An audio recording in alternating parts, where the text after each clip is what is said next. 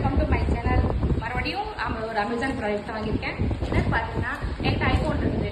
So earphone வந்து போட்டு பாட்டு கேட்கணும்னா ஆசை என்கிட்ட இல்லவே இல்லை. நானும் வாங்க ட்ரை பண்ணுறத வாங்க முடியல. ஸோ இப்போ வாங்கியிருக்கேன்.